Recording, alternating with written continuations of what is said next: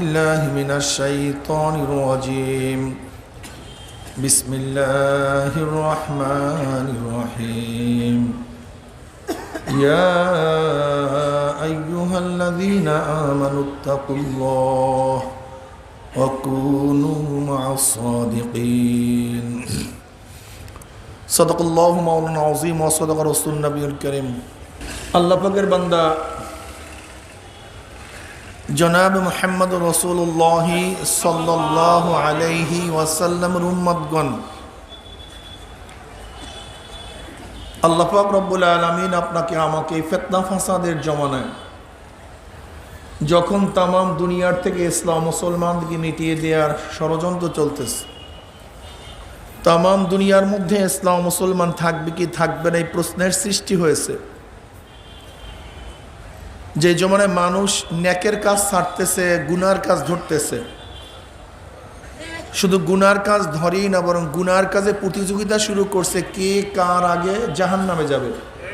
সবাই বলি না আউযু বিল্লাহ।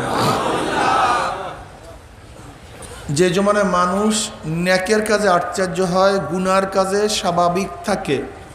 নেকের কাজে কি হয়? গুনার কাজে স্বাভাবিক। যে জমানায় মুসলমান ইসলামকে পছন্দ করে না, সবচেয়ে খতরনাক, মুসলমান ইসলামকে পছন্দ করে না, সেই মুহূর্তে আল্লাহ পাক রব্বুল আলামিন আপনাকে আমাকে কোরআন ও হাদিসের মাজলিস, আলেম ওলামা, মোমেন মুত্তাকিন, জাকিরিন শাকিরিনদের গুরুত্বপূর্ণ এক দামি, অনেক দামি মাজলিসে আসার, বসার, বলার, শোনার তৌফিক আল্লাহ পাক দান করছেন। শুকরিয়া তান সবাই বলে আলহামদুলিল্লাহ।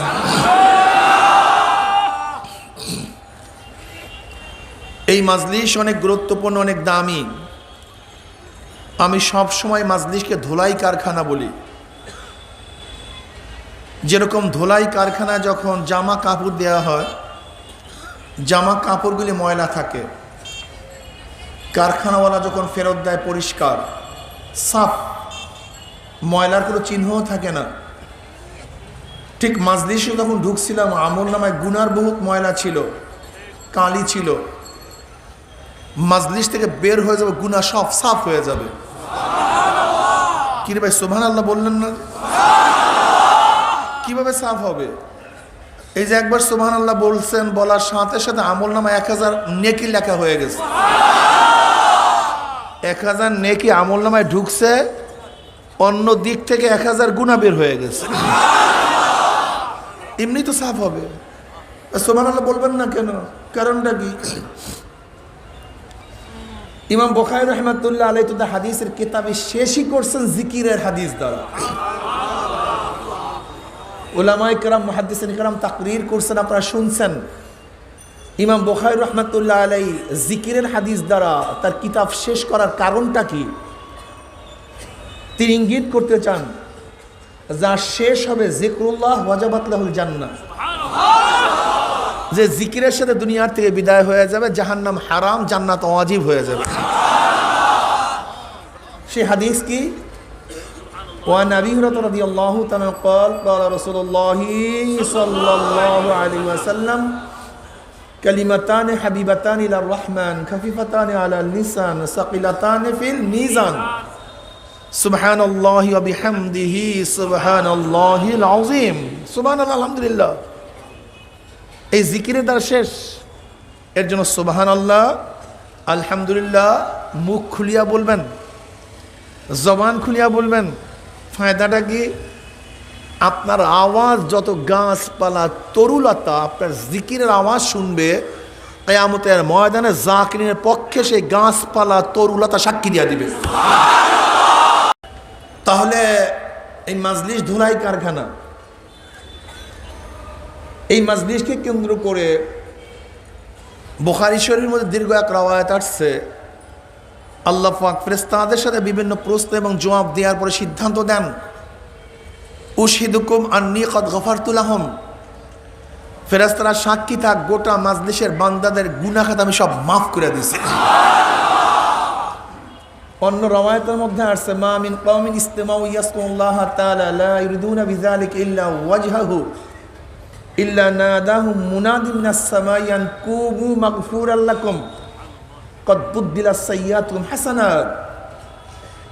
বুখারীর রওয়ায়াত শুনাইছি গুনাহ খাতা মাফ, আর এখন যে রওয়ায়াত শুনাইলাম শুধু গুনাহ খাতা মাফই না, যখন জাকিরিন জিকিরের মাজলিস ছাড়তে থাকে একদল আহ্বানকারী ফেরেশতারা আসমান থেকে ডাক দিয়ে বলে জাকিরিন সুসংবাদ শোনো, আল্লাহ পাক রব্বুল আলামিন তোমাদের গুনাহ খাতা সব মাফ করে দিয়েছে।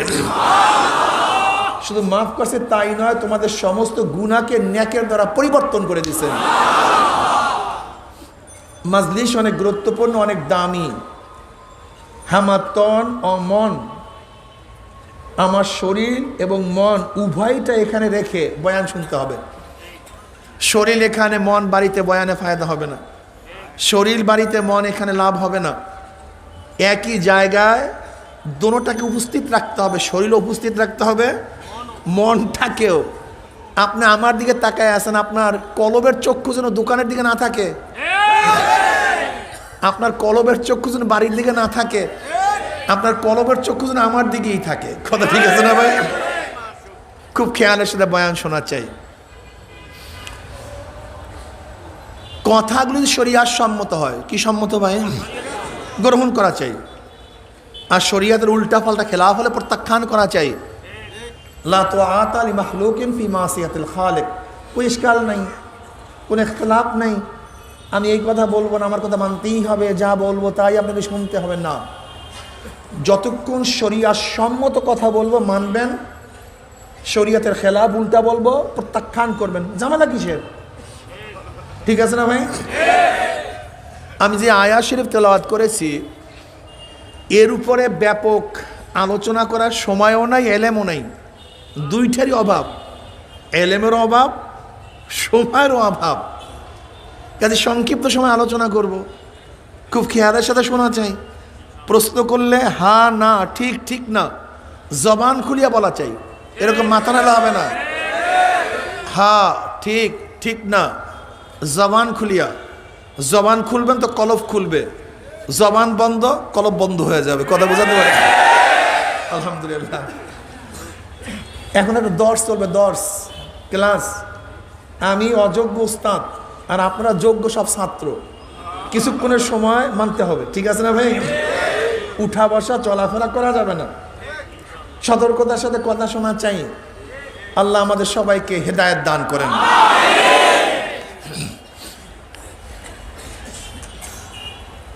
ইয়া আইয়ুহাল্লাযীনা আমানুত্তাকুল্লাহ ওয়া কুনু মা'আস সাদিকিন। হে ঈমানদারেরা, আল্লাহকে ভয় করো। কিভাবে ভয় করবা? সাদিকদের সাথিত্ব গ্রহণ করো।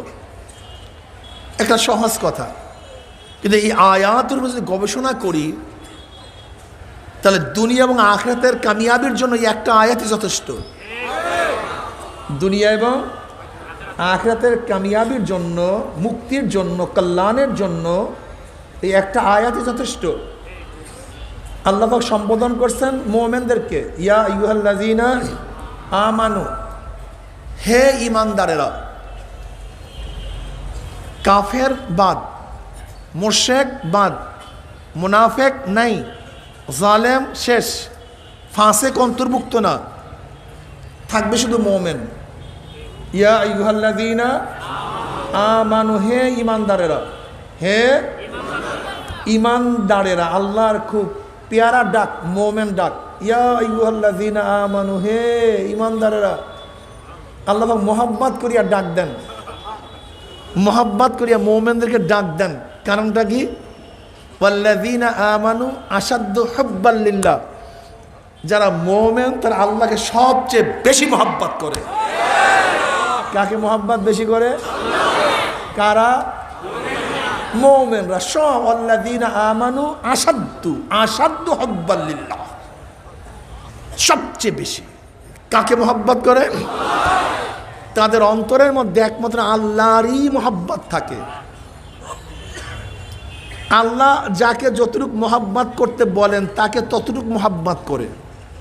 আর যাকে মোহাব্বত করে নিষেধ করেন তাকে মোমেন মোহাব্বতই করে না। নসলান কোনো সম্পর্ক ইমানের সাথে থাকে না। নসলান আমার ছেলে, আমার মেয়ে, আমার স্ত্রী, আমার স্বামী, আমার বাবা, আমার ভাই, এই সমস্ত কোনো সম্পর্ক ইসলামের সাথে নেই। খুব ভালো মতো বুঝবেন, নবী নূহ আলাইহিস সালাতু ওয়াস সালামের সন্তানের ঈমান ছিল না, আল্লাহ পাক সম্পর্কে কাট অফ করে দিস যা। ফেরাউনের ঈমান ছিল না, আসিয়া থেকে সম্পর্কে কাট অফ করে দিস। লূত আলাইহিস সালাতু ওয়াস স্ত্রীর ঈমান ছিল না, আল্লাহ পাক কাট অফ করে দিস। আপনি কি দেখেছেন বদরের ময়দানে যে কাফেররা অ্যারেস্ট হয়েছিল, ধরা পড়ছিল, তাদের ব্যাপারে পরামর্শ মশওয়ারা জিজ্ঞাসা করছে এদের সাথে ব্যবহারটা কি হবে। ওমর ইবনে খাত্তাব রাদিয়াল্লাহু আনহু কি পরামর্শ দিলেন সবাই জানেন, মনে আছে তো? মনে নেই, ভুলে গেছেন। যে যার আত্মীয় সে তাকে হত্যা করবে। যদি বাবা মোমেন হয়, সন্তান কাফের হয়, তা বাবা ছেলেকে হত্যা করবে। আমি ছেলেকে মহব্বত করি না, আমি মাওলাকে মহব্বত করি। কি কঠিন না অনেক, বুঝেন নেই? এটা নসল ফসলের কোনো কিছু আসে যায় না। আল্লাযীনা আমানু আশাদ্দু হুব্বাল লিল্লাহ। আমাদের সাথে পরিচয় ইমানের, ইসলামের। আমি তার বাবা, সে আমার ছেলে, এগুলি হলো দুনিয়ার পরিচয়, দুনিয়ার সম্পর্ক। কিন্তু আখিরাতের সম্পর্ক হবে ইমানের দৃষ্টিতে, ইসলামের দৃষ্টিতে। ইমানওয়ালা আছে তো সে আমার আপন, সে যেই হোক না কেন। ইমানওয়ালা নাই, সে আমার ছেলে হোক না কেন, সে আমার বাবা হোক না কেন, আমার স্ত্রী হোক না কেন, ইমানওয়ালা নাই, সে আমার শত্রু। সে আমার শত্রু। সোজা হিসাব কিতাব, সোজা হিসাব কিতাব, ক্লিয়ার কাট কথা। যদি ছেলে মোমেন হয়, বাবা কাফের হয়, তা মোমেন বাবাকে হত্যা করবে, প্রমাণ করবে আমি বাবাকে মহব্বত করি না, আমি আল্লাহকে মহব্বত করি। এর প্রমাণ কি? আবু বকর সিদ্দিক রাদিয়াল্লাহু তাআলা আনহুর ছেলে ইসলাম গ্রহণ করার পরে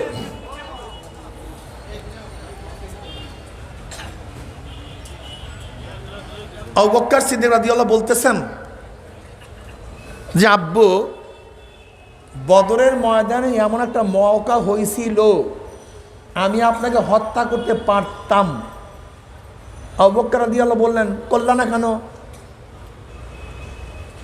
বলে আপনি আমার বাবা, আপনি আমার, এই কারণে হত্যা করো না? গেল হ্যাঁ। আবু বকর সিদ্দিক রাদিয়াল্লাহু বললেন, আল্লাহর কসম, আল্লাহর কসম, তুমি যদি আমার সামনে পড়তা আর আমি চান্স পাইতাম, আমি তোমায় হত্যা করতাম। কারণ তুমি কাফের, তুমি কাফের, তুমি মোমেন না। কি কষ্ট হয় নাকি? খুব কঠিন নাকি? হ্যাঁ, আসলে কঠিন না, এগুলো কিচ্ছু না। আমি বলি কলফ একটা বোতলের মতো। কিসের মতো ভাই? আচ্ছা, বোতলের মধ্যে যদি আপনি অর্ধেক পানি ঢুকান, অর্ধেক কি থাকবে? বাতাস। বাতাস খালি থাকে না, কি থাকে? যদি 3 ভাগের 2 ভাগ পানি ঢুকান, 1 ভাগ। যদি গোটা বোতলের মধ্যে পানি দিয়ে দেন, শুধু শুধু বাতাস। ঠিক কলফটা একটা বোতলের মতো। যদি 3 ভাগের 1 ভাগ আল্লাহর মোহাব্বত ঢুকান, 2 ভাগ দুনিয়ার মোহাব্বত ঢুকে যাবে। যদি 3 ভাগের 2 ভাগ আল্লাহর মোহাব্বত ঢুকান, 1 ভাগ অটোমেটিক দুনিয়ার মোহাব্বত ঢুকবে। কিন্তু যখন পুরা কলমের মধ্যে আল্লাহর মোহাব্বত ঢুকাইয়া দেবেন, দুনিয়ার সব মোহাব্বত বের হয়ে যাবে। শুধু আল্লাহ। যে দার দেখতা হো মাই, তু হি তু হ্যায়, তু হি তু হ্যায়, তু হি তু। আশ্চর্য হওয়ার কিচ্ছু নেই। জমিদারের মেয়ে গোলামের প্রেমে পড়ছে, ভুলে গেছে আমার বাবা জমিদার। জমিদারের মেয়ে গোলামের মোহাব্বতে পড়ছে। বাদশার মেয়ে রিক্সাওয়ালার মোহাব্বতে পড়ছে। বাদশার মেয়ে ধোপার মোহাব্বতে পড়ছে, ভুইলা গেছে আমি বাদশার মেয়ে। মোহাব্বত এমন এক জিনিস, মোহাব্বত এমন এক জিনিস, মোহাব্বত এমন এক আগুন, যেই আগুনে শুধু সেই থাকবে আর কাউকে রাখবে না। ওয়াল্লাযীনা আমানু আশাদ্দু হুব্বাল লিল্লাহ। এর জন্য তো হাজারো মুমিন ঈমান আনার পরে বাবাকে ছাড়ছে, ইসলাম ছাড়ে নাই। হাজারো মুমিন ঈমান আনার পরে মাকে ছেড়ে দিয়েছে, ইসলাম ছাড়ে নাই। হাজারো মুমিন ঈমান আনার পরে ঘর ছাড়ছে, বাড়ি ছাড়ছে, জমি ছাড়ছে, নিজের জীবন ত্যাগ করছে, ঈমান ত্যাগ করে নাই। আর তোমার আমার অবস্থা কি? হ্যাঁ, ঝুলান্ত ঈমান, যৌক্তিক ঈমান। তোমার আমার ঈমান যৌক্তিক, মজ্জাগত ঈমান না। যৌক্তিক আর মজ্জাগত বুঝেন? এক ব্যক্তি আর্টিফিশিয়াল মেকআপ করছে, কালো মানুষ সুন্দর, যতক্ষণ পানি না লাগবে ততক্ষণ পর্যন্ত তার সৌন্দর্যতা ঠিক আছে। পানি লাগছে, সৌন্দর্যতা শেষ হয়ে যাবে, আর্টিফিশিয়াল। কিন্তু মজ্জাগত যে সুন্দর, হাজারো পানি দিলেও তার রূপ কোনোদিন নষ্ট হবে না। ঠিক আমাদের ঈমানের অবস্থাটা কি? যতক্ষণ স্বার্থ আছে, সুযোগ আছে, কষ্ট নাই, ততক্ষণ ঈমান আছে। যখনই কষ্ট, স্বার্থের বহিরে কোনো জিনিস লাগে, ঈমান শেষ হয়ে যায়। এই ঈমান দিয়া পুলসিরাত পাড়ি দেওয়া যাবে কিনা আল্লাহ বলা যায়, আমি বলতে পারি না।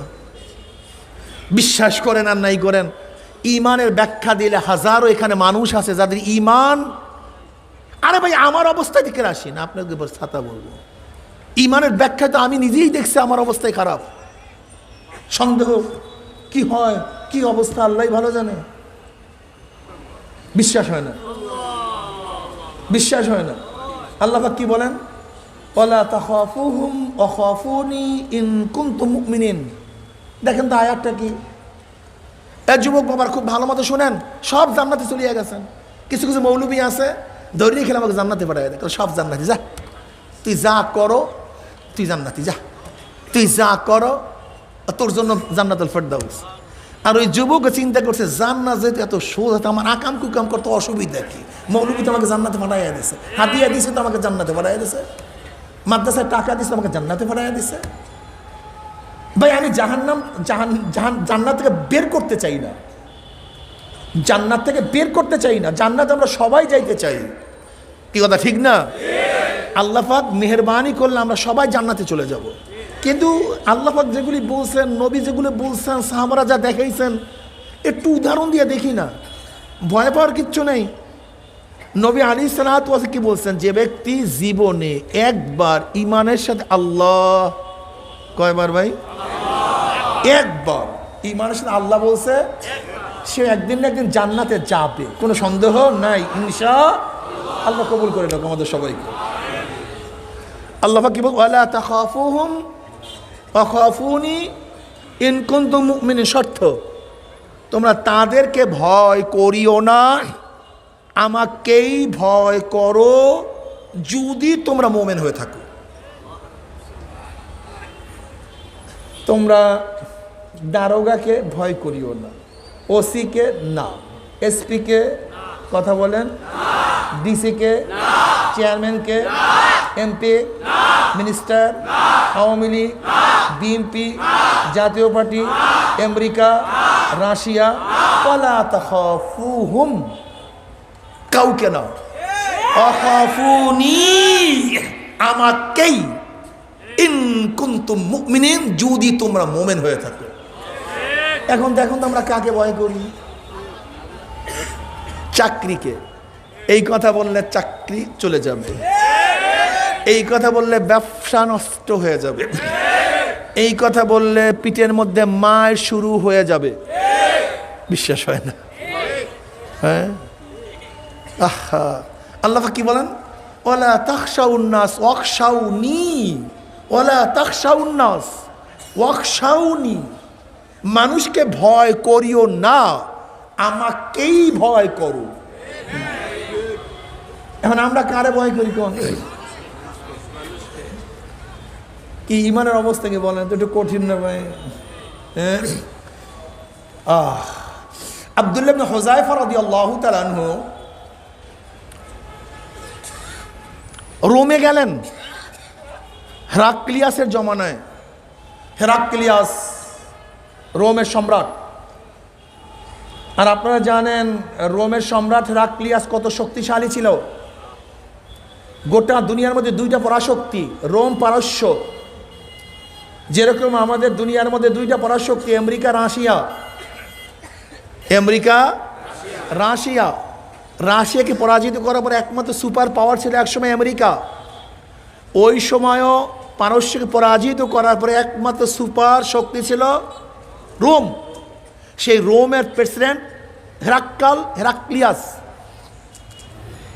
একদিন আব্দুল্লাহ ইবনে হুযায়ফা রাদিয়াল্লাহু তাআলা সেখানে গেলেন। তাই রোমের সম্রাট সে আহলে কিতাব ছিল। সে জনাবে মুহাম্মদুর রাসূলুল্লাহ সাল্লাল্লাহু আলাইহি ওয়াসাল্লাম আওসাফ সম্পর্কে জানতেন, সাহাবাদের গুণ সম্পর্কে জানতেন। ওনার মনের মধ্যে বারবার আশা যে কিতাবের মধ্যে সাহাবায়ে কেরাম রিদওয়ানুল্লাহি তাআলা আলাইহিম আজমাইনদের যে গুণ সম্পর্কে আমি জেনেছি, আসলেও কি তারা সেই লোক কিনা, এটা খুবই আগ্রহ তার মধ্যে। কি জানছে? যে তারা লুভী না। কি জানছে? তাদের মধ্যে ভয় নাই। কি জানছেন? তাদের মধ্যে ভীতি নাই। কি জানছে? তাদের মধ্যে জীবনের কোনো মায়া নাই। কাজে এই লোকগুলি সেই লোকগুলি কিনা পরীক্ষা করার জন্য উনি আগের থেকে আগ্রহী ছিলেন। এর জন্য গভর্নরদেরকে বলছে যে আমার এরিয়ার মধ্যে কোনো সাহাবী নবীর যে দাবি করছে নবুয়াতি, তার কোনো সাহাবী ঢুকলে আমার কাছে অ্যারেস্ট করে নিয়ে আইসো। আব্দুল্লাহ ইবনে হুযায়ফা রাদিয়াল্লাহু তাআলা আনহু যখন ঢুকলেন, গভর্নর তাকে অ্যারেস্ট করে দলবসহ তার কাছে নিয়ে গেছে। তা রোমের সম্রাটের দরবারে ঢুকতে গেলে গেটের পজিশনটা এরকম ছিল যে নত হয়ে ঢুকতে হইতো। এছাড়া ঢুকার কোনো কায়দা ছিল না। কিন্তু মুসলমান তো আল্লাহর সামনে ব্যতীত কাউ সামনে মাথা নত করে না, কাউ সামনে না, ঢুকবে কিভাবে? এখন আব্দুল্লাহ ইবনে হুযায়ফা রাদিয়াল্লাহু তাআলা গেটের কাছে গিয়ে চিন্তা করে ঢুকবো কিভাবে? মাথা তো নত করা যাবে না, তা তোমার সামনে মাথা নত না করিয়া নব এক পদ্ধতি তিনি গ্রহণ করলেন। তিনি মাথা না ঝুঁকাইয়া প্রথম পাও ঢুকাইয়া দিছে। কি ঢুকাইয়া দিছে? পাও ঢুকাইয়া দিছে। হেরাক্লিয়াসের সামনে কেউ পাও বাড়াবে চিন্তা কেউ কোনোদিন করতে পারছে নাকি? এ দৃশ্য কেউ কোনোদিন দেখে নাই। হেরাক্লিয়াসের ভাই খুব ক্ষিপ্ত হয়ে গেছে, তলোয়ার বের করছে, হত্যা করবে। এত বড় সাহস! মহামান্য সম্রাটের সামনে আগে পাও ঢুকাইছে, এত সাহস কার? কিন্তু হেরাক্লিয়াস তিনি চিন্তা করছে হত্যা করলে তো আর পরীক্ষা হবে না, থামো। কিন্তু আব্দুল্লাহ ইবনে হুযায়ফা রাদিয়াল্লাহু তাআলা অন্তরের মধ্যে কোনো টেনশনই নেই, কিচ্ছু নেই। কে সম্রাট? এইটা কোন দরবার? এটা রাজপ্রসাদ না কি প্রসাদ? এইগুলো টেনশন তার মধ্যে নেই, কারণ তার অন্তরের মধ্যে আমার মাওলার প্রসাদকে এমন ভাবে জমা করছে, গোটা দুনিয়ার রাজপ্রসাদ তার অন্তর থেকে দূর হয়ে গেছে, কিচ্ছু নেই। আব্দুল্লাহ ইবনে হুযায়ফা রাদিয়াল্লাহু তাআলা আনহু একা সরাসরি গিয়ে হেরাক্লিয়াসের পাশের চেয়ারে বসে গেছে। হেরাক্লিয়াসের পাশের চেয়ারে বসার ক্ষমতা কে রাখে? ক্ষিপ্ত হয়ে গেছে। তার ভাই তলোয়ার উন্মুক্ত করছে, বলে থামো, খবরদার, আমি পরীক্ষা করার জন্য আসছি, হত্যা করলে পরীক্ষা হবে না। অথচ আব্দুল্লাহ ইবনে হুযায়ফা রাদিয়াল্লাহু তাআলা শরীরের মধ্যে একটা চাদর ছিল, পরনে একটা কাপড় ছিল, ধুইছে কবে আল্লাহই ভালো জানে, দেওয়ার সুযোগ নেই। মুসলমান পোশাকের কারণে ইজ্জাত আলা হয়নি, মুসলমান বিল্ডিংয়ের কারণে ইজ্জাত আলা হয় নাই, মুসলমান গাড়ির কারণে ইজ্জাত আলা হয় নাই, মুসলমান ক্ষমতার কারণে ইজ্জাত আলা হয় নাই। মুসলমান ইজ্জাত হলো ঈমান ও ইসলামের কারণে। কিসের কারণে? ঈমান ও ইসলামের কারণে মুসলমান গোটা দুনিয়ার মধ্যে ইজ্জাত আলা হয়েছে।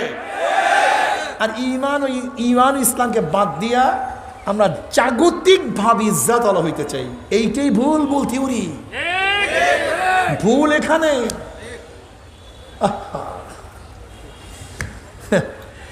এক দেশ দখল করার পরে মুসলমান তো চাটিয়া খাইতেছে। চাটিয়া খাওয়া তো তার কাছে খুবই অপমানজনক। রাজ দরবারের মধ্যে মুসলমানরা চাটিয়া চাড়িয়ে খাইতেছে। এখন রাজ দরবার হুজির নাজিরা বলতেছে, দয়া করবেন আজকের দিনের জন্য থাল চাটিয়া খায়েন না, এটা আমাদের মান ইজ্জাতের খেলাফ, যে কাদেরকে আমরা দাওয়াত দিয়েছি। তখন সেই আমির চোখের পানি ফালাইয়া দিয়ে বলছিল যে সুন্নাতের কারণে আল্লাহ পাক রব্বুল আলামিন ইজ্জাত আল্লাহ করছেন, সেই সুন্নাতকে তোমাদের কারণে বাদ দেব?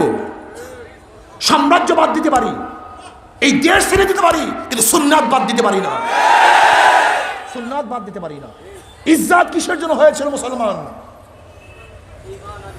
ইসলাম ও ইমানের কারণে, সুন্নাতের উপর থাকার কারণে মুসলমানের ইজ্জত। সুন্নাত ছেড়ে দেওয়ার মধ্যে মুসলমানের ইজ্জত হতে পারে না, হবে না, হতে পারে না। ভুল ডিসিশন, থিওরি ভুল, থিম ভুল, সম্পূর্ণ ভুল। তুমি কেন খেয়াল করছো না? যত আগের দিকে যাও মুসলমানের সংখ্যা বেশি, বিজয়, মুসলমানের সংখ্যা কম, বিজয় সংখ্যা বেশি।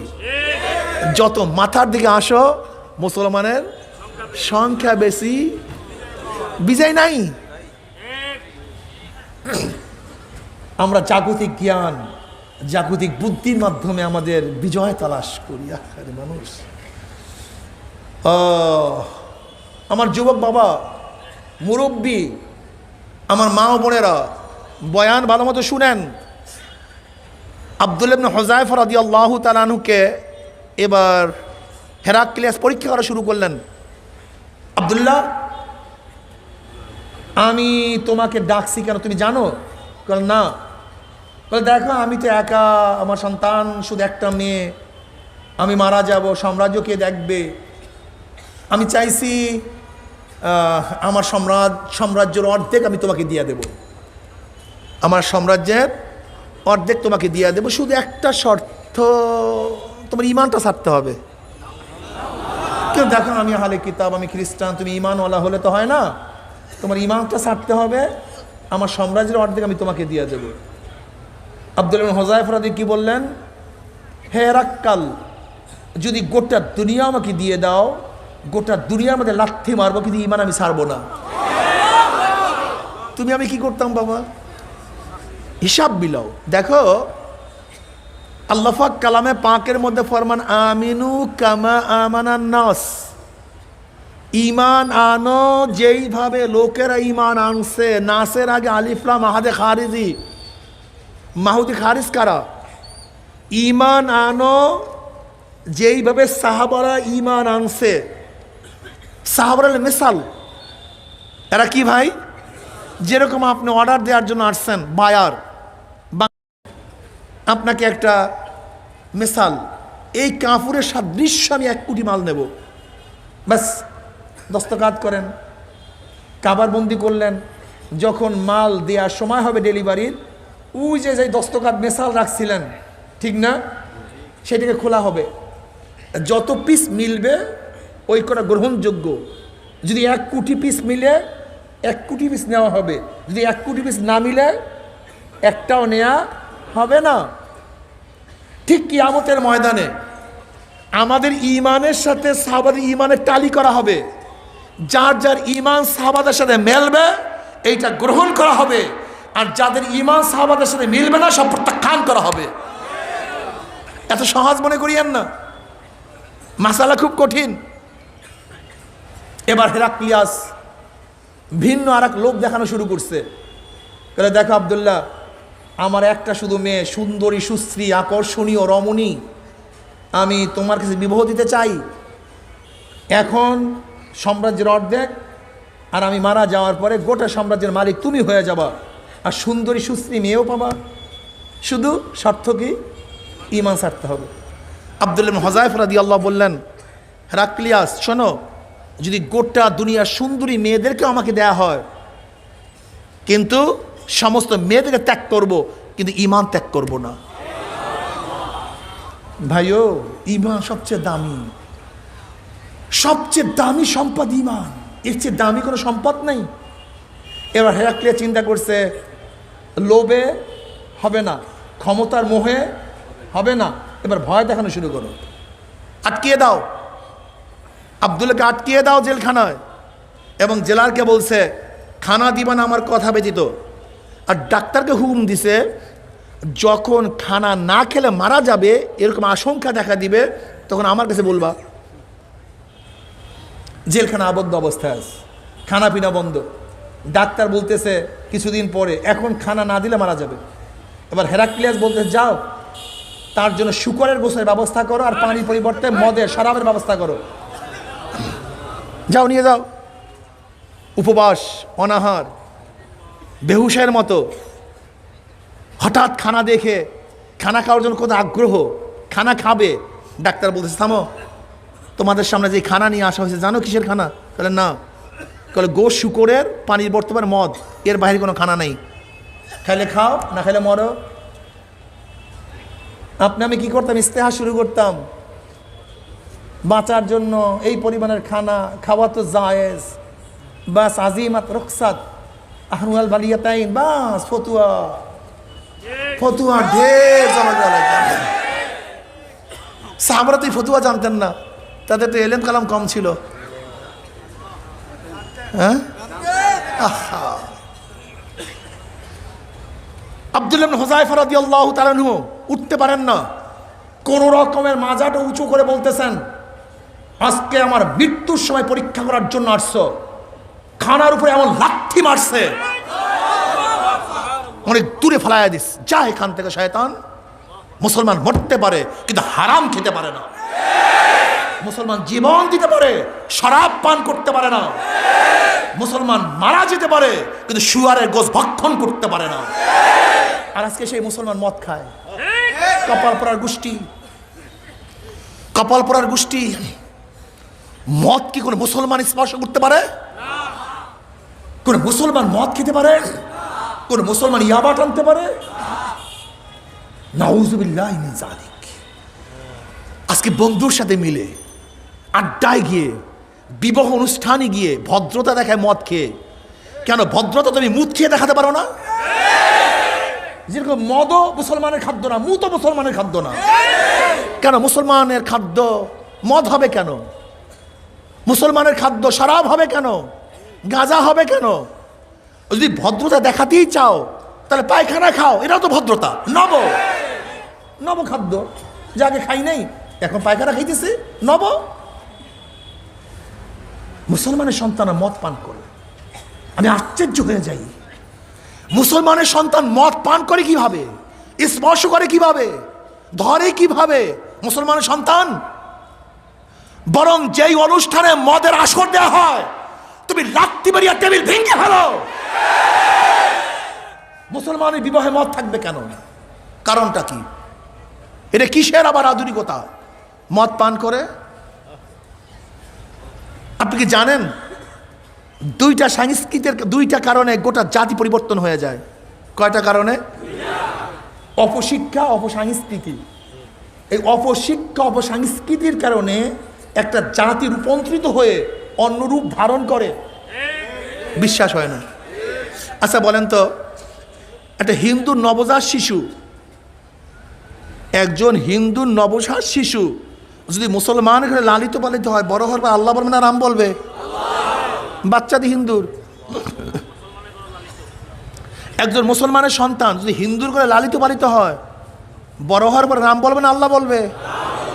বাচ্চাদি মুসলমানের। হ্যাঁ, তার জন্ম কোনো ব্যাপার না, মূল ব্যাপারটা হলো শিক্ষা এবং পরিবেশ। মূল হ্যাঁ, মুসলমান ডাইভার্ট হয়ে হিন্দু হয়ে গেছে, হিন্দু ডাইভার্ট হইয়া কিসের কারণে? এই শিক্ষা এবং পরিবেশের কারণে। আজকে গোটা দুনিয়ার মধ্যে কৌশল করে এই মুসলমান জাতিটাকে ভিন্ন জাতি বানাবার জন্য এই দুই জায়গায় হস্তক্ষেপ করছে, শিক্ষা এবং পরিবেশ। অপসংস্কৃতি। আজকে ভ্যালেন্টাইন্স ডে পালন করে মুসলমানের সন্তান, 31st নাইট পালন করে মুসলমানের সন্তান, রেড ডে পালন করে মুসলমানের সন্তান, আজকে পহেলা বৈশাখ উদযাপন করে মুসলমানের সন্তান। অপসংস্কৃতি, অপসংস্কৃতি। বুঝেন নাই? বুঝছেন? এসো হে পহেলা বৈশাখ, দেখা হবে তোমার সাথে বটমূলে। আচ্ছা বটমূল তো হিন্দুদের দেবতা, তোমার বটমূলে কাজটা কি? তুমি যাবা কেন? দেখছেন পহেলা বৈশাখের গেঞ্জি বের হয়, ওইগুলির উপরে মসজিদের ছবি না, কাবা শরীফের ছবি, কিসের ছবি? ঢোল, একতারা, সারেন্দা। তাই একতারা, ঢোল, সারেন্দা দিয়ে কি তুমি ইবাদত করে? হিন্দুরা ইবাদত করে। তোমার এখানে কাজটা কি? রাখি বন্ধন করে পহেলা বৈশাখ, এটা মুসলমানের সংস্কৃতি না হিন্দুদের সংস্কৃতি? আপনি দেখবেন পহেলা বৈশাখে লাল পাইরে শালু কাপড় পরিধান করে, এটা মুসলমানের সংস্কৃতি হিন্দুদের সংস্কৃতি? পহেলা বৈশাখ উলুধ্বনি দিয়া উদযাপন করে, এটা মুসলমানের সংস্কৃতি না হিন্দুদের সংস্কৃতি? দেখবেন পহেলা বৈশাখে পেঁচার একটা ছবি নিয়ে সামনে চলে। জানেন পেঁচার ছবি নিয়ে কেন চলে?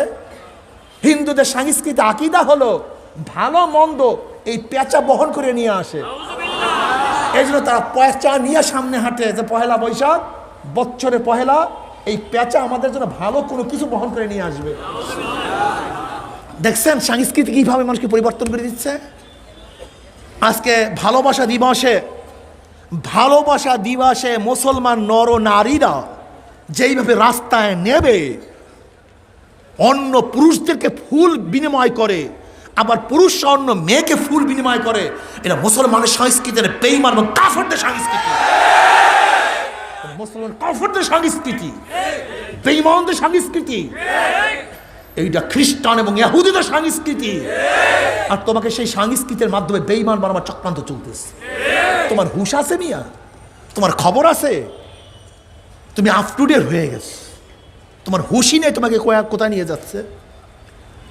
আজকে দেখবেন অষ্টম নবম ক্লাসের সমাজ বিজ্ঞানের মধ্যে ডারউইনের থিওরি পড়া হয়।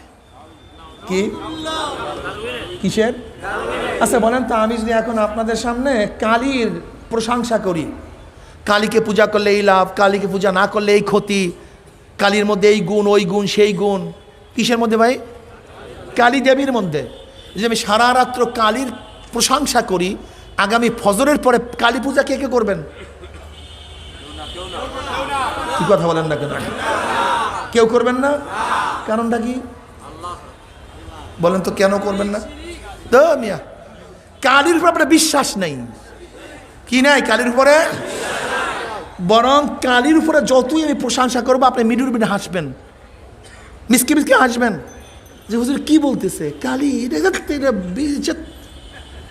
এটা মিথ্যা কথা, কি নাই? তাই মূল কি? বিশ্বাস। মূল কি?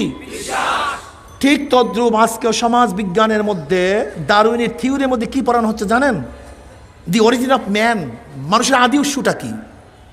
কি মানুষকে মানুষ থেকে না মানুষ জানোয়ারের থেকে? হ্যাঁ, মানুষ আদিকে, কিন্তু ডারউইন কি বলতেছে? ব্যাস ব্যাস একটা থিম, মাত্র একটা থিম, একটা থিওরি। যদি কোনো যুবকের মাথার মধ্যে ঢুকে যে আমরা আদম থেকে না, আমাদেরকে স্রষ্টা সৃষ্টি করেন নাই, আমাদের পূর্বপুরুষ আদম না, আমাদের পূর্বপুরুষ ডারউইন কি বলছেন? বানর। যখনই আমি আল্লাহর কথা বলবো, কোরআনের কথা বলবো, জান্নাতের কথা বলবো, আদমের কথা বলবো, কেন ওই ছেলে তো ডারউইনের থিওরি পড়ে আসছে, আমি যতই প্রশংসা করবো, জান্নাতের কথা বলবো, জাহান্নামের কথা বলবো, ও মিটুর মিটুর হাসবে। দেখছো মৌলবী কি বিজ্ঞান পড়ছে? মৌলবী কি জানে বিজ্ঞান কি জিনিস? ও কি বিবর্তবাদ সম্পর্কে মৌলবী জানে? দি অরিজিন অফ ম্যান, মানুষের আদি উৎস কি ও কি জানে মৌলবী? এই মৌলবীরা কোথার থেকে কোরআন হাদিস নিয়ে আইসা এই জান্নাতের লোভ দেখায়া, জাহান্নামের ভয়টয় দেখায়া, এই পকেট ভরার এই কৌশল করতেছে মৌলবী। অধিকাংশ ছেলেদের মাথার মধ্যে এই থিম ঢুকা আছে। অধিকাংশ ছেলের মধ্যে আপনি জানেন সংশয়বাদ। এখানে যারা আছেন এর অধিকাংশ সংশয়বাদ। সংশয়বাদ বুঝেন? সন্দেহ, আসলে কোরআন সত্য কি সত্য না, আসলে নবী মোহাম্মদ কি বলছে, আসলে কবরের মধ্যে আযাব হবে, এটা কি বলে না বলে, এটা কি আসলে জান্নাত আছে কি নাই, ভাই জাহান্নাম, ভাই সংশয়বাদ, সংশয়, সন্দেহ অধিকাংশ মানুষের মধ্যে।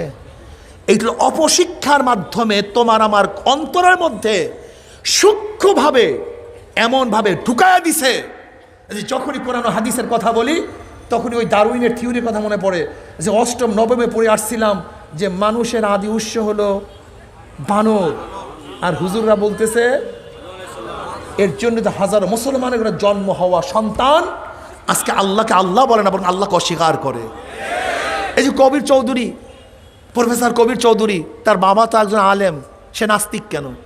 আজকে তসলিমা নাসরিন নামটা তো কত সুন্দর, লেকিন সে নাস্তিক কেন? আজকে জাফর ইকবল, মুসলমানের জন্ম হয়েছে, নাস্তিক কেন? হুমায়ুন আজাদ, হুমায়ুন আহমেদ, এটা তো মুসলমানের ঘরে জন্ম হয়েছে, নাস্তিক কেন? কারণটা কোথায়? অপশিক্ষা, অপসংস্কৃতি। বিশ্বাস হয় না? এই আপনাদের এই সিলেটের হাজারো মা এবং বাবা এবং সন্তান জন্ম দিয়েছে যারা লন্ডনে থাকে, যাদের মধ্যে কলেমা জানা নাই। ছিল তার বাবা মুসলমান, ছিল তার মা মুসলমান, এবং হাজারো সন্তান আছে, আপনি কোরআনের কথা বলবেন হাসবে। ইসলাম কি জিনিস, সংস্কৃতি কি জিনিস, কলেমা কি জিনিস তারা জানেই না। জাতি চেঞ্জ হয়ে গেছে, ছিল মুসলমান, চেঞ্জ হয়ে নাস্তিক হয়ে গেছে। একটা জাতিকে ধ্বংস করার জন্য দুইটা জিনিসের প্রয়োজন, অপশিক্ষা, হ্যাঁ, অপসংস্কৃতি, বাস দুইটা জিনিস সেট। মৌলবী তুমি যত বয়ান করো, আজকে এখানে কত হাজার লোক বয়ান শুনবেন, অথচ এই বছর মেট্রিকে পরীক্ষাতে 22 লক্ষ সন্তান, 22 লক্ষ।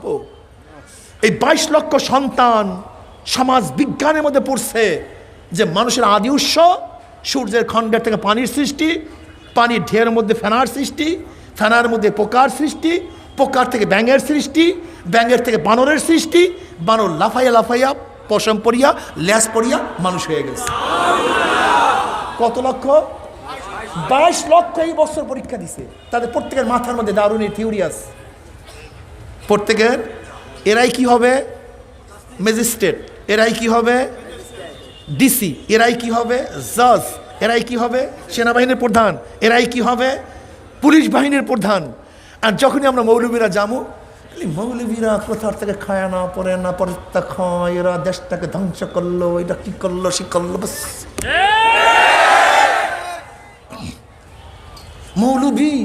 মৌলবীকে দেখলে আমার মাথাটা খারাপ হয়ে যায়। একটু মাহফিলের লোকজন দেখলেই মনে হয় যে আমরা কত লোক, কত আমাদের। রাস্তায় নামিয়া দেখেন কয়জন লোক আপনাদের, অফিস গিয়া দেখেন কতজন লোক আপনাদের।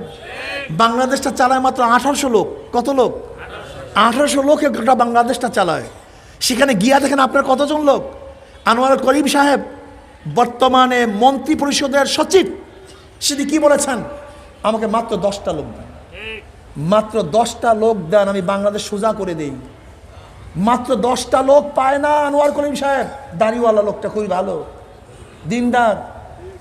আনোয়ার করিম সাহেব মন্ত্রী পরিষদের সচিব, সে কি বলছিলেন? তোমরা ঘুষটা খেয়ে পায়খানা খাও। এটা আনোয়ার করিম সাহেবের কথা। সে বলেছে আমাকে মাত্র 10টা লোক দাও। 10টা লোক সে পাচ্ছে না। আওয়ামী লীগ 10টা লোক দিতে ব্যর্থ, বিএনপি 10টা লোক তৈরি করতে ব্যর্থ, জাতীয় পার্টি 10টা লোক তৈরি করতে পারে নাই, ঢাকা ইউনিভার্সিটির 10টা লোক তৈরি করতে পারে নাই, মেডিকেল 10টা লোক তৈরি করতে পারে নাই, ইঞ্জিনিয়ারিং ইউনিভার্সিটি 10টা লোক তৈরি করতে পারে নাই, ব্যর্থ হয়েছে। সৎ নির্ভীক, যারা চোর না, ডাকাত না, 10টা লোক তৈরি করতে পারে নাই। বহুত ইঞ্জিনিয়ার তৈরি করছে, ডাক্তার তৈরি করছে, ডক্টর তৈরি করছে, প্রফেসর তৈরি করছে, কিন্তু আদর্শবাহী 10টা লোক এই প্রতিষ্ঠান তৈরি করতে পারে নাই। কিন্তু জনাবে মুহাম্মদ রাসূলুল্লাহ সাল্লাল্লাহু আলাইহি ওয়াসাল্লাম যে আদর্শ নীতি দিয়ে গেছেন, শুধু 10টা নয়, 10 কোটি লোক তৈরি করছে, যাদের সামনে গোটা দুনিয়া দিয়ে দিলেও একটা হারাম তারা খাবে না। তুমি ইসলাম বুঝো কি জিনিস? খবরই তো নেই ইসলাম। আজকে পরিকল্পনা মন্ত্রী কি বললেন? বাজেট করি 100 টাকা, পুষে মাত্র 10 টাকা, 90 টাকা খেয়ে বলে 35 থেকে। বাজেট করি পুষে কত? মাত্র 10 টাকা, আর সব পথে শেষ। আদর্শ নাই, নীতি নাই। দুদক দিয়ে কোনোদিন দুর্নীতি দমন করা যাবে না যতক্ষণ পর্যন্ত মাওলার ভয় অন্তরে না আসবে। কোনো দুদক থেকে কাজ হবে না, কোনো কাজ হবে না। ইসলাম কি জিনিস জানো?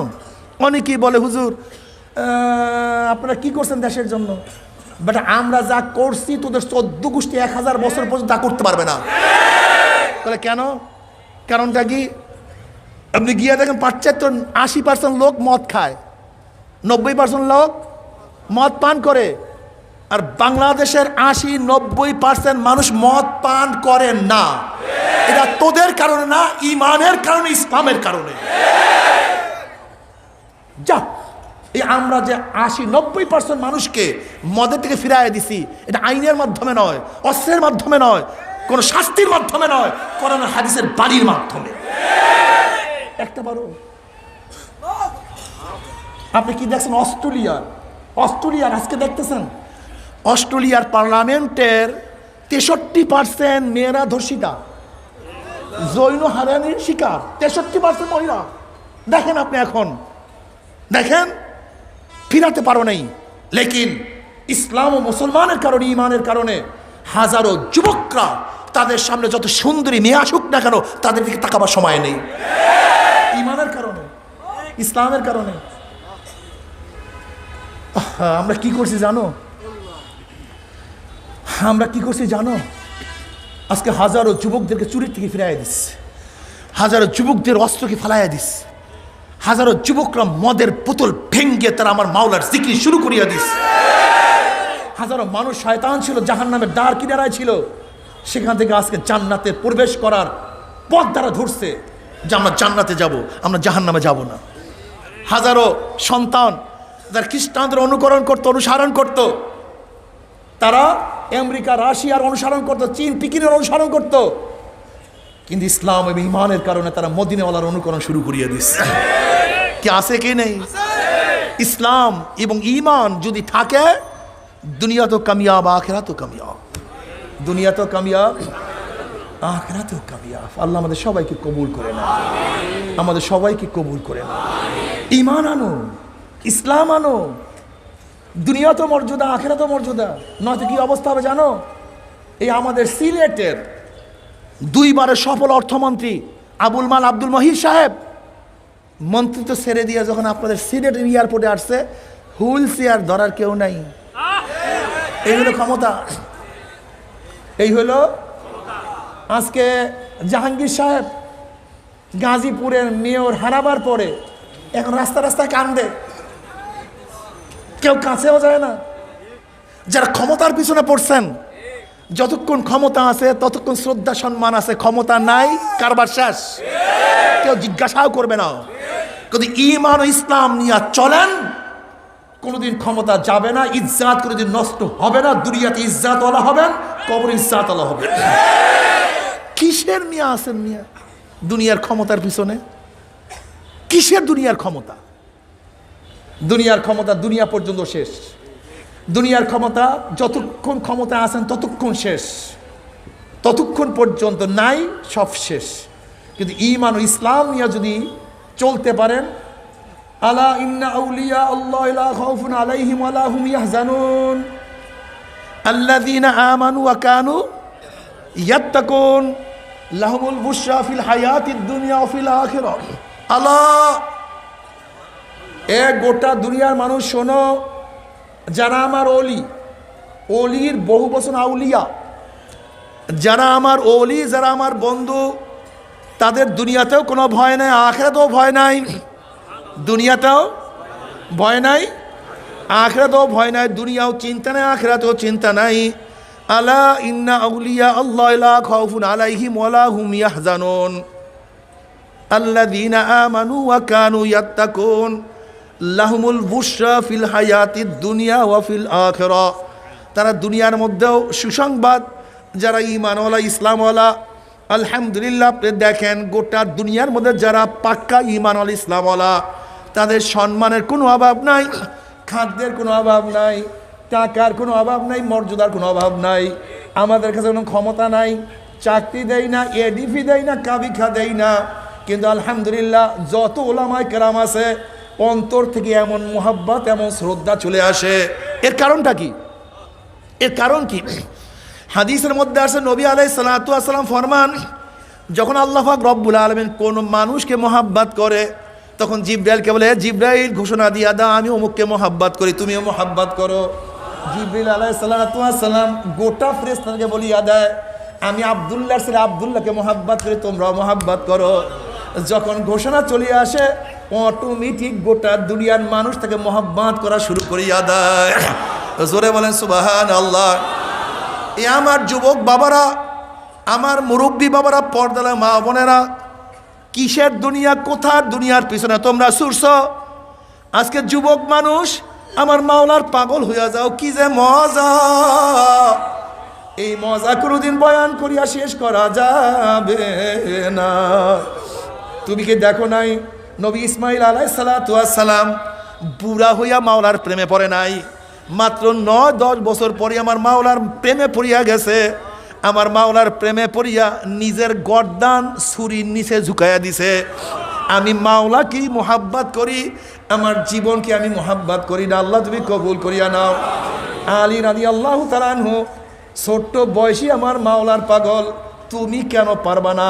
আব্দুল্লাহ ইবনে আব্বাস রাদিয়াল্লাহু তাআলা আনহু ছোট বয়সে আমার মাওলার পাগল, তুমি কেন পারবা না? আব্দুল্লাহ ইবনে ওমর তো আবার ছোট বয়সে আমার মাওলার পাগল, তুমি কেন পারবা না? হযরত মুআইয়াজ রাদিয়াল্লাহু তাআলা আনহুমা ছোট বয়সে আমার মাওলার জন্য এমন পাগল হয়ে গেছে, ইয়া নবী আল্লাহ যুদ্ধে যাব, যুদ্ধে যাওয়ার বয়স হয় না, কি করব? আফরা বলতে আসি, ইয়া নবী আল্লাহ আমার সন্তান যুদ্ধের মধ্যে তলোয়ার উঁচা করার শক্তি হয় নাই, ঢাল ধরার শক্তি হয় নাই, ঘোড়ায় চড়ার এখনো শক্তি হয় নাই, কিন্তু যখনই আপনার উপরে কোনো আঘাত আসবে আপনি তাকে ঢাল হিসেবে ব্যবহার করবেন।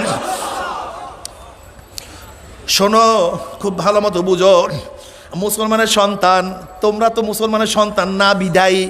কলে নামাজ পড়ে না কেন? বলে ছেলেটা সন্তান, ছেলেটা ছোট্ট। কলে বয়স কত? কলে 30। মুসলমানের সন্তান 30 বছর এখনও সে বড় হয় নাই। আসলে মুসলমানের সন্তান ছোট বয়সেই বড় হয়ে যায়, আর বেঈমানের সন্তানরা 30 বছরেও বড় হয় না। তুমি কি দেখো নাই হযরত মুআইয়াজ রাদিয়াল্লাহু তাআলা আনহুমা অল্প বয়সী আমার মাওলার পাগল হয়ে গেছে। হযরত মুহাম্মদ বিন কাসিম রাহমাতুল্লাহ আলাইহি মাত্র 17 বছর বয়সে সিন্ধু দখল করিয়া ফেলাইছে। দেখছো কত বছর? মাত্র 17 বছর বয়সে সিন্ধু দখল করিয়া ফেলাইছে। আর বর্তমান জমানায় মুসলমানের সন্তান 17 বছরে নাকি বড়ই হয় না, বেঈমানের সন্তান বড় হয় না, কিন্তু মুসলমানের সন্তান তো বাঘের সন্তান।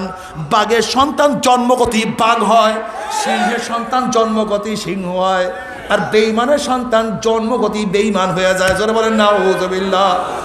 এ আমার যুবক বাবারা, এ আমার মুরব্বী বাবারা, এ আমার পর্দার মা ও বোনেরা, হযরত আফরা রাদিয়াল্লাহু তাআলা আনহা যদি দ্বীনের জন্য, ইসলামের জন্য তার সন্তানদেরকে দ্বীনের জন্য, ইসলামের জন্য দান করতে পারে, তোমার সন্তান কেন নামাজ পড়বে না?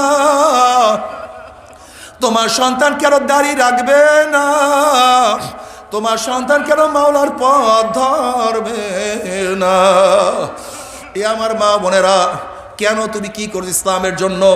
হযরত সুমাইয়া রাদিয়াল্লাহু তাআলা আনহা দ্বীনের জন্য, ইসলামের জন্য ইসলামী জগতে প্রথম শাহাদতের মর্যাদা লাভ করছে, প্রথম শাহাদতের মর্যাদা লাভ করছে। এ আমার মা বোনের, ইসলামের জন্য কি করছো? আসিয়া আলাইহিস সালাতু ওয়াস সালাম আমার মাওলার পাগল হইয়া ফিরাউনের বাদশাহী ছাড়িয়া দিছে, স্বর্ণের খাটের পরিবর্তে উত্তপ্ত বালুকে বিছানা হিসাবে গ্রহণ করছে, ল্যাপ এবং কম্বলের পরিবর্তে ভারী পাথরকে গ্রহণ করছে, আরামাসের পরিবর্তে উত্তপ্ত গরমকে সহ্য করছে। আহা, সম্মান ইজ্জতের পরিবর্তে আসিয়া আলাইহিস সালাতু ওয়াস সালামকে সমস্ত মানুষের সামনে উলঙ্গ করিয়া ফেলানো হয়েছে। আল্লাহ তুমি মাফ করিয়া দাও। আরাম আয়েশের পরিবর্তে আসিয়া আলাইহিস সালাতু ওয়াস সালাম হাতের মধ্যে, ডাইন হাতের মধ্যে প্যারাগ লাগাইয়া দিছে, বাম হাতের মধ্যে প্যারাগ মারিয়া দিছে, ডান পার মধ্যে প্যারাগ লাগাইয়া দিছে, বাম পার মধ্যে প্যারাগ লাগাইয়া দিছে। আজকে সেই মাওলাকে পাওয়ার জন্য কি ত্যাগ করছো? হিসাব নিকাশ না মিলাইয়া কেউ মাওলার কবরে যাইও না। মাওলাকে পাওয়ার জন্য কি করছো? হযরত হাজর আলাইহিস সালাতু ওয়াস সালাম মাওলাকে পাওয়ার জন্য বনবাসকে কবুল করছে। স্বামীকে বলতেছে, স্বামী আমাকে এখানে কেন রাখিয়া যান? এখানে গাছ নাই, পালা নাই, পানি নাই, খাজুর নাই, মানুষ নেই, জন নেই, এখানে আমাকে কেন রাখিয়া যান? আমি কি অন্যায় করছি? ইব্রাহিম আলাইহিস সালাতু ওয়াস সালাম বলেন, বিবি হাজেরা, মাওলার হুকুম হয়ে গেছে। হাজেরা আলাইহিস সালাতু ওয়াস সালাম বললেন, যদি মাওলার হুকুম হইয়া থাকে আমার কোনো প্রশ্ন নাই, আমার কোনো আফসোস নাই। মারা গেলে কাফন দাফন করিয়া যাইয়েন। হে আমার মা বোনেরা, হাজেরা আলাইহিস সালাতু ওয়াস সালাম মাওলার প্রেমে পড়িয়া যদি বনবাসকে কবুল করতে পারে, তুমি আমি সেই মাওলার জন্য কি করলাম? হিসাব নিকাশ না মিলাইয়া কেউ মাওলার কবরে যাইও না। আবু বকর সিদ্দিক রাদিয়াল্লাহু তাআলা আনহু আরবের মধ্যে বড় ধনী ছিলেন, অনেক বড় ধনী ছিলেন, কিন্তু দান করতে করতে একটা পয়সার মালিক তিনি ছিলেন না। আল্লাহ আল্লাহ আল্লাহ, তুই আমাদের সবাইকে মাফ করিয়া দাও। বাবারে, জনাবে মুহাম্মদ রাসূলুল্লাহ সাল্লাল্লাহু আলাইহি ওয়াসাল্লাম আমার মাওলার প্রেমে পড়িয়া ইসলামের জন্য, দ্বীনের জন্য তায়েফের ময়দানে কত কষ্ট স্বীকার করছে। মাথার থেকে রক্ত ঝর হয়েছে, শরীরে মোবারক আঘাত। তায়েফের বড় বড় বুড়া কাফের বলতে আছে, হে যুবকরা, মক্কার থেকে এক পাগল আর, আল্লাহ তুমি মাফ করিয়াই দিও। হে যুবকরা, মক্কার থেকে এক পাগল আসছে, তোমরা তাকে পাথর মারো। এবার সেই তায়েফের যুবকগুলি পাগলকে পাথর মারার জন্য নিশানা তৈরি করছে। একজনে আর একজনে প্রতিযোগিতা শুরু করছে, কে কয়টা মাথায় পাথর লাগাইতে পারো, কে কয়টা নাকে পাথর লাগাইতে পারো, কে কয়টা চোখের মধ্যে পাথর লাগাইতে পারো, কে কয়টা শরীরের মধ্যে পাথর লাগাইতে পারো। জনাবে মুহাম্মদ রাসূলুল্লাহ সাল্লাল্লাহু আলাইহি ওয়াসাল্লাম বৃষ্টির মতো পাথর সহ্য করতে পারে না।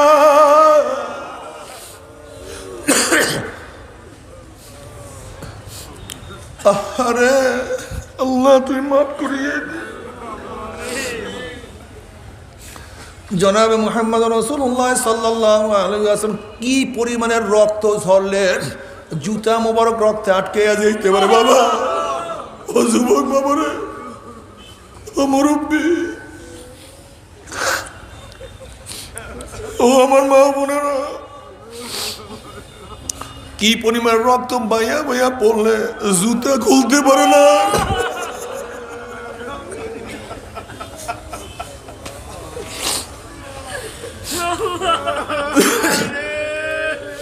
বাবারা, সেই নবীর সামনে কোন মুখে চেহারা দেখাবো? আজকে তোমার সামনে আমার সামনে ইসলাম বিলীন হয়ে যাইতে আছে।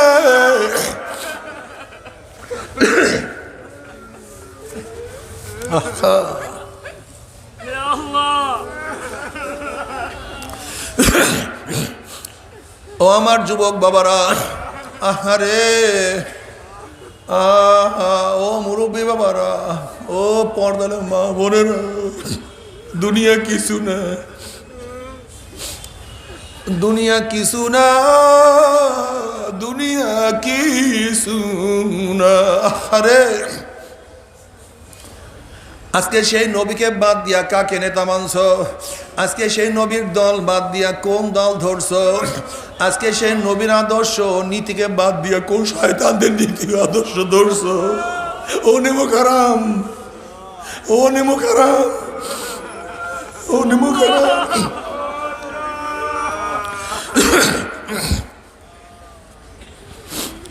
নেমুখ হারাম আজকে মাওসুদের আদর্শ বাস্তবায়ন করার চেষ্টা করছো।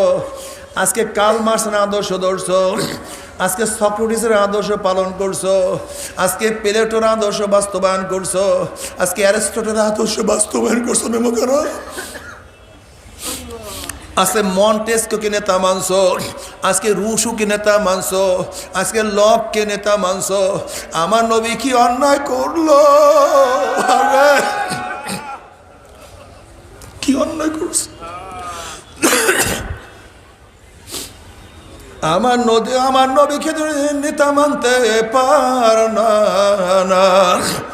আল্লাহ তুমি আমাদের সবাইকে মাফ করিয়া দাও। নেমাকারাম শোনো, শুনায়া রাখি। আনাস ইবনে মালিক রাদিয়াল্লাহু ফরমান, নবী আলাইহিস সালাতু ওয়াস সালামের সাথে নামাজ পড়ার পরে নামলাম। অমনি এক সাহাবী প্রশ্ন করছে, ইয়া নবী আল্লাহ, ইয়া রাসূলুল্লাহ, কিয়ামত কবে হবে? নবী আলাইহিস সালাতু ওয়াস সালাম বললেন, কিয়ামতের খবর না, কিয়ামতের কি জোগাড় করছো, কি প্রস্তুতি গ্রহণ করছো? তখন সাহাবী বললেন, ইয়া নবী আল্লাহ, ইয়া রাসূলুল্লাহ, কোনো প্রস্তুতি গ্রহণ করতে পারি নাই, কোনো কিছুই জোগাড় করতে পারি নাই। আমার ঢের নামাজ নাই, আমার ঢের রোজা নাই, নেকের কোনো পাহাড় আমার কাছে নাই। তবে একটা জিনিস প্রস্তুতি গ্রহণ করছি, আল্লাহ আল্লাহ রসুলকে মোহাব্বত করি, তোমাকে নেতা মানছি। অমনি নবী আলাইহিস সালাতু ওয়াস সালাম বললেন, আল মারহুমা মান আহাব্বা ওয়ালাহুমা কতাসাবা। দুনিয়া যে যাকে নেতা মানবে, যারা কার্ল মার্ক্সকে নেতা মানবে, মাও জেদুংকে নেতা মানবে, আব্রাহাম লিঙ্কনকে নেতা মানবে, যারা জিয়াউর রহমানকে নেতা মানবে, এরশাদ সাহেবকে নেতা মানবে, শেখ সাহেবকে নেতা মানবে, যারা মিজার জলিলকে নেতা মানবে, দুনিয়ার মধ্যে যে যাকে নেতা মানবে, কিয়ামতের ময়দান নেতারা সামনে থাকবে, অনুসারীরা তার পিছনে যাবে। নেতারা যেখানে যাবে অনুসারীরা সেখানেই চলে যাবে। আর যারা জনাবে মুহাম্মদ রাসূলুল্লাহ সাল্লাল্লাহু আলাইহি ওয়াসাল্লামকে নেতা মানবে, ওলামায়ে কেরামকে নেতা মানবে, কিয়ামতের মধ্যে আল্লাহর হাবিব আমাদের সামনে থাকবে, ওলামায়ে কেরাম আমাদের সামনে থাকবে। আল্লাহর রসুল এবং ওলামায়ে কেরাম যেখানে যাবে আমরাও সেখানে চলে যাবে ইনশাআল্লাহ। আল্লাহ তুমি কবুল করিয়া নাও। নারায়ে তাকবীর। আমরা সবাই নবীর সেনা,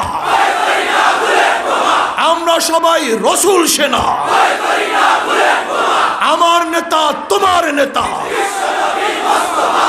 আলহামদুলিল্লাহ, আলহামদুলিল্লাহ। ও কপাল পরে এই স্লোগান দিতে পারো না, এই স্লোগান তোমরা দিতে পারো না। আমরা সবাই মুজিব সেনা, ভয় করি না বুলেট বোমা। আমরা সবাই জিয়ার সেনা, ভয় করি না বুলেট বোমা। আমরা সবাই এরশাদ সেনা, ভয় করি না বুলেট বোমা। ও কপাল পোড়া, তোমার মুখের এই স্লোগান কেন আসে না? আমরা সবাই নবীর সেনা, ভয় করি না বুলেট বোমা। আমরা সবাই নবীর সেনা, ভয় করি না বুলেট বোমা। আমরা সবাই রসুল সেনা। জোরে স্লোগান দাও, আমরা সবাই নবীর সেনা, আমরা সবাই রসুল সেনা। তোমার নেতা আমার নেতা। স্লোগান দাও, কলমের মধ্যে বসাও। দুনিয়ার সমস্ত নীতি ও আদর্শকে লাথি মেরে ফেলে দিয়ে নবী এবং আল্লাহর আদর্শকে কলমের মধ্যে বসায়া দাও। মুসলমানের সন্তান, মুসলমানের সন্তান। কিসের ডেমোক্রেসি, কিসের সোশ্যালিজম, কিসের ক্যাপিটালিজম, কিসের কমিউনিজম? আমার মধ্যে থাকবে ইসলামী ইসলাম, অন্য কোনো ইসলাম মানি না আমি। ইসলাম রয়েছে মুসলমানের সামনে। আমার নবী যে আদর্শ দিয়ে গেছেন, তার সে শ্রেষ্ঠ আদর্শ কোটা দুনিয়াকেও দিতে পারছেন? হ্যাঁ, কিসের আদর্শ নিয়ে আসছে? 10টা লোক তৈরি করতে পারে নাই আদর্শ। নবীর আদর্শ চলবে, ঠিক আছে না? কার আদর্শ চলবে?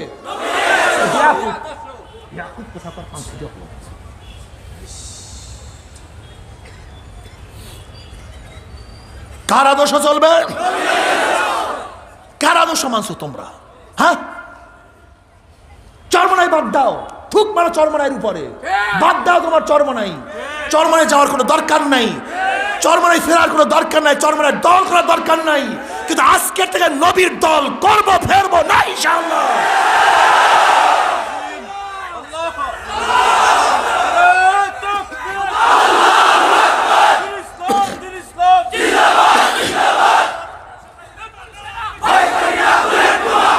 নারায়ে তাকবীর।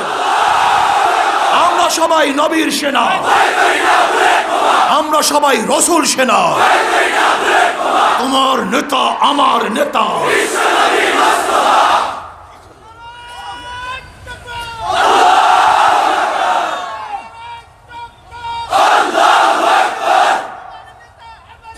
বিশ্বনবী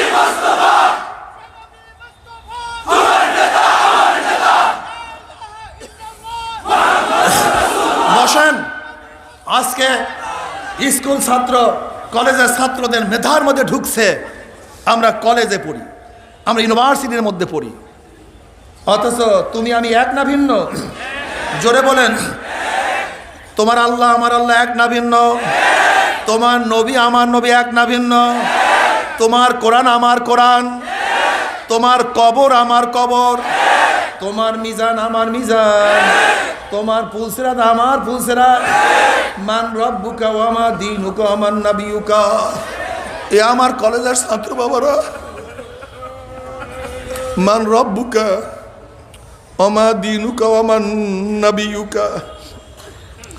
তোমার কাছেও একই প্রশ্ন, পীরের কাছে একই প্রশ্ন, মুহাদ্দিসের কাছে একই প্রশ্ন, ছাত্রের কাছে একই প্রশ্ন, ধনীর কাছে একই প্রশ্ন, মালিকের কাছে একই প্রশ্ন, প্রজার কাছে একই প্রশ্ন। খবরদার, হিসাব নিকাশ না মিলাইয়া কেউ মাওলার কবরে যাইও না।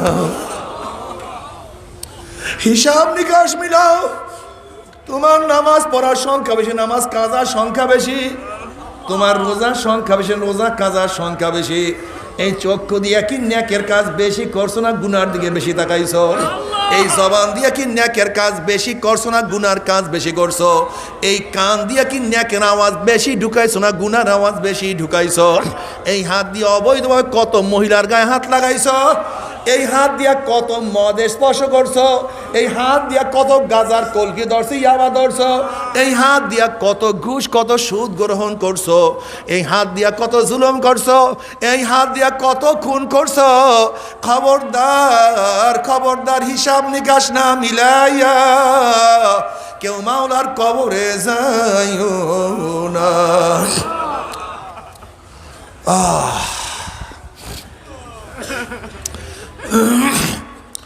যদি হিসাব নিকাশ না মিলিয়ে মাওলার কবরে যাও, জনাবে মুহাম্মদ রাসূলুল্লাহ সাল্লাল্লাহু আলাইহি ওয়াসাল্লামের রওজার সাথে সূরা হইয়া যাবে, রাস্তা হইয়া যাবে, বিশাল রাস্তা। ফেরেশতারা প্রশ্ন, মান হাজার রজুল, চেনো ওই ব্যক্তিকে? দেখো তো ওই ব্যক্তিকে চেনো নাকি? নাফরমান দেখবে নবীর মাথার সাথে নাফরমানের মাথার মিল নাই, নাফরমানের চেহারার সাথে আমার নবীর চেহারার মিল নাই, নাফরমানের আদর্শের সাথে আমার নবীর আদর্শের মিল নাই, নাফরমানের নীতির সাথে আমার নবীর মিল নাই, নাফরমানের দলের সাথে আমার নবীর দলের মিল নাই, নাফরমানের সাথে তার নেতার কোনো মিল নাই। তখন নাফরমান আমার নবীকে চিনতে পারবে না।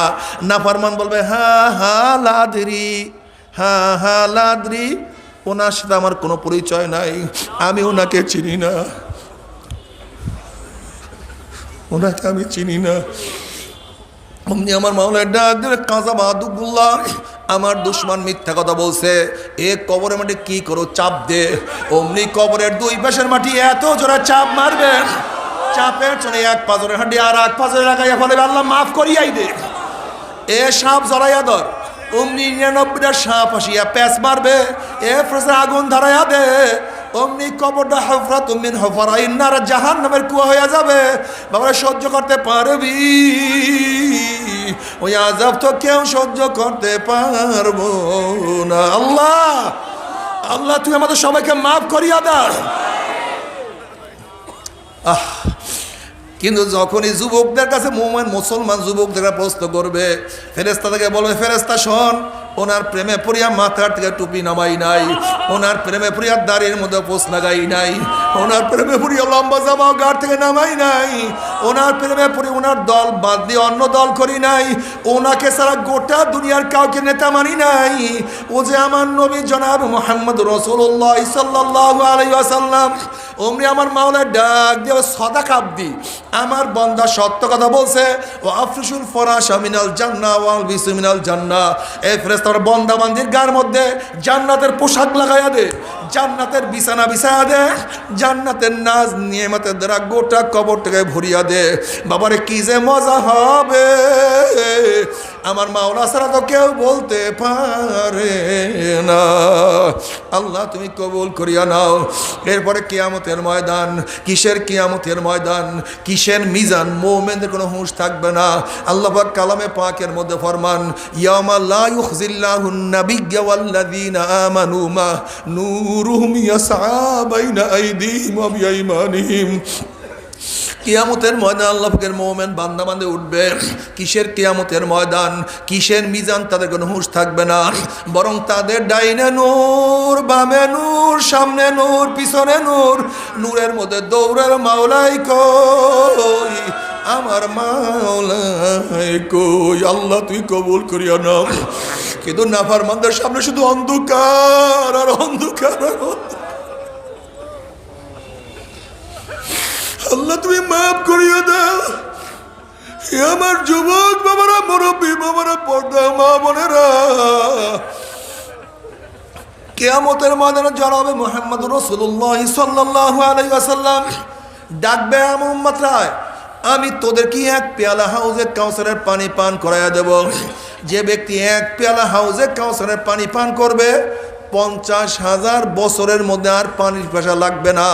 সমস্ত উম্মত যাবে, যারা আমার নবীকে দুনিয়াতে মানছে তারা তো গেটের মধ্যে ঢুকিয়া যাবে।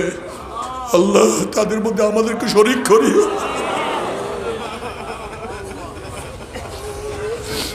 আল্লাহ শরীক করিও।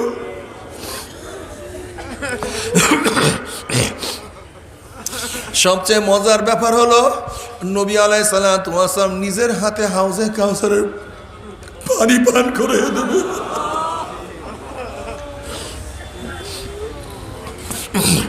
আল্লাহ তোমার হাবিবের হাত মোবারকে হাউজে কাউসারের পানির ব্যবস্থা করিয়ে দিও। ওই গেটের মধ্যে ঢুকতে পারলি সমস্ত আপদ বিবাদ শেষ হয়ে যাবে। কিন্তু হঠাৎ করিয়া একদলকে ফেরেশতারা আটকে বলাইবে।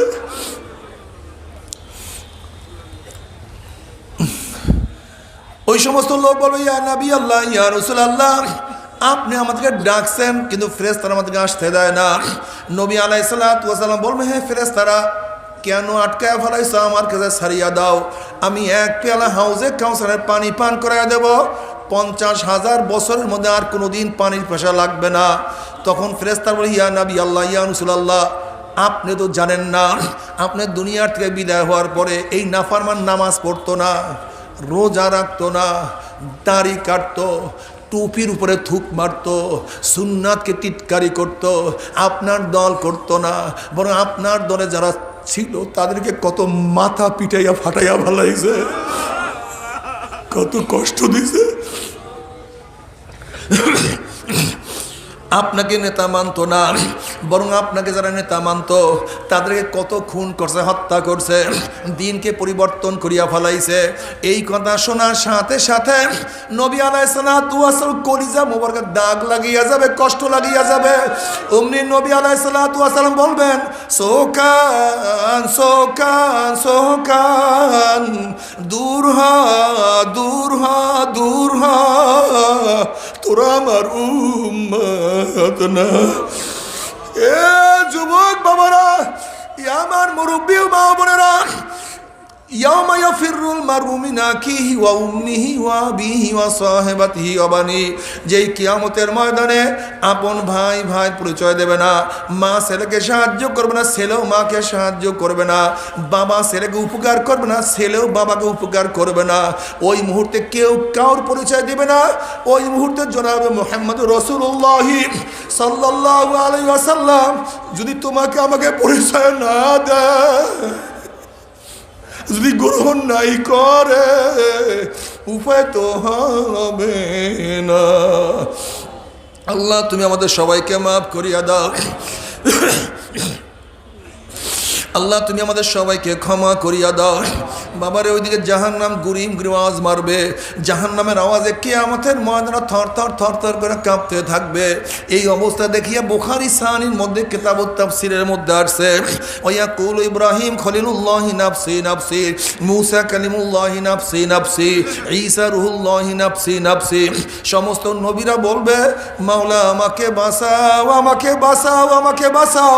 এই মুহূর্তে জনাব মুহাম্মদ রাসূলুল্লাহ সাল্লাল্লাহু আলাইহি ওয়াসাল্লাম সেজদায় পড়ে বলবে, মাওলা তোমার ইজ্জত ও জালালের কসম খেয়ে বলতে আছি, আজকে জাহান্নাম তোমার একটা উম্মতকেও খাইয়া ফেলান, আমি কিন্তু তোমার হাবিব জান্নাতের মধ্যে ঢুকবো না।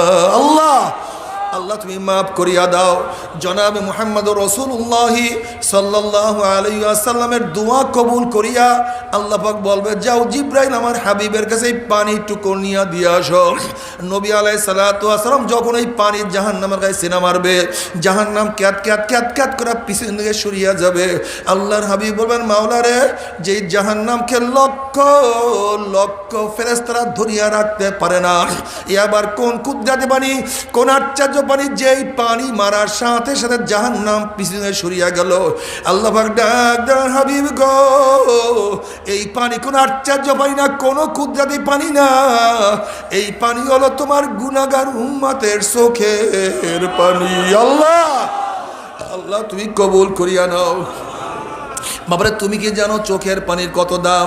কিয়ামতের মধ্যে আল্লাহ পাক এক ব্যক্তিকে জাহান্নামের ফয়সালা দিয়া দিবে।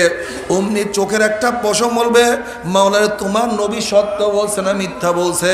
আল্লাহ পাক বলবে, আমার নবী যা বলছে সবই সত্য বলছে, মিথ্যা বলার তো প্রশ্নই হইতে পারে না। তখন চোখের পশম বলবে, মাওলারে তোমার নবীর ঘোষণা, মান বাকা মিন খশিয়াতিল্লাহি হারামাল্লাহু তিলকাল আইন আলান নার, যেই চক্ষু তোমার ভয়ে জাহান্নামে কাঁদবে, সে চোখের উপরে তুমি জাহান্নামের আগুন হারাম করিয়া দিবা। এইটা তোমার নবীর ঘোষণা। আমি চোখের পশম সাক্ষী দিতে আসি, তোমার এই বন্দার নামাজের দাঁড়াইয়া কত কান্না কানছে, রুকুতে গিয়া কত পানি ঝরাইছে, সেজদায় পড়িয়া কত মাটি ভিজাইছে, ওয়াজ নসিয়া জিকির আজকারে বসিয়া কান্দিয়া কান্দিয়া কত বুক ভাসাইছে। এরপরও তুমি তাকে কিভাবে জাহান্নামের ফয়সালা দিলাম? অমনি আমার মাওলা ডাক, জিবরাইল গোটা কিয়ামতের ময়দানে মানুষকে এলান করিয়ে দে, জানাইয়া দে, অমুকের ছেলে অমুককে আল্লাহ পাক রব্বুল আলামিন শুধুমাত্র চোখের একটা পশমের সাক্ষীর কারণে মাওলায় মাফ করিয়া দিছে। আল্লাহ আল্লাহ তুমি কবুল করিয়া নাও। বাবার, আজকে দুনিয়ার এক ফোঁটা চোখের পানি তোমার উপরে আমার উপরে জাহান্নাম হারাম হওয়ার কারণ হইতে পারে। এক ফোঁটা পানিও তোমার জন্য আমার জন্য জাহান্নাম হারাম হইয়া যাইতে পারে। কিন্তু কিয়ামতের ময়দানে নাফরমান কাঁদতে কাঁদতে চোখের পানি শেষ হইয়া যাবে। এরপর অনর্গল রক্ত বাইর হওয়া শুরু হয়ে যাবে। এই পানি এবং রক্ত পড়তে পড়তে গানের গোশত চামড়া পচিয়া পচিয়া পড়িয়া যাবে। টনকে টন টনকে টন পানি চোখের থেকে পড়বে, আর কোনো কাজ হবে না। আল্লাহ আল্লাহ চোখের পানি কবুল করিয়া নিও। আল্লাহ দুনিয়াতে কান্দাইয়া নিও, আখিরাতে কান্দাইও না। আল্লাহ দুনিয়াতে কান্দাইয়া নিও, কবরে কান্দাইও না। দুনিয়াতে কান্দাইয়া নিও, মিজানে কান্দাইও না। দুনিয়াতে কান্দাইয়া নিও, পুলসিরাতে কান্দাইও।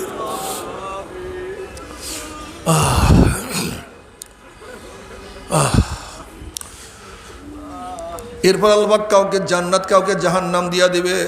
জাহান্নামের মধ্যে জাহান্নাম লোক জ্বলতে জ্বলতে কলিজা শুকাইয়া যাবে, জিবরা শুকাইয়া যাবে, পানি পানি পানি করে চিল্লাইতে থাকবে। আরে হাল আতাকা হাদিসুল গাশিয়া উজুহু ইয়াওমাইযিন খাশিয়া আমিলাতুন নাসিবা তাসলা নারান হামিয়া তাসলা নারান হামিয়া তুসকা মিন আইনিন আনিয়া। যখন জাহান্নামীরা পানি পানি করে চিল্লাতে থাকবে, তাসলা নারান হামিয়া, চলন্ত আগুনের নহরের মধ্য থেকে বালতি ভরি আগুন খাওয়াইয়া দেওয়া হবে। বাবারা, সহ্য করতে পারবি? ওই আযাব তো এক সেকেন্ডও কেউ সহ্য করতে পারবো না। তবে মোমেন মুসলমান বলতে সবাইরই মনে চায় গুনার থেকে ফিরিয়া নেক আমল করিয়া মাওলার জান্নাতে কিন্তু সবাইরই যাইতে মনে চায়। গুনাহ নিয়া মাওলার জাহান্নামে কারো কিন্তু যাইতে মনে চায় না। কিন্তু কেনই বা আমরা নেক আমল করতে পারি না, কেনই বা গুনার কাম ছাড়তে পারি না? এর মূল কারণ হলো আপনার এবং আমার পিছনে নফস এবং শয়তান লাগিয়া রইছে। এই নফস এবং শয়তান থেকে ফেরার জন্য যে কোনো একজন হক্কানি আল্লাহর ওলির হাতে হাত দিতে হবে রে বাবা।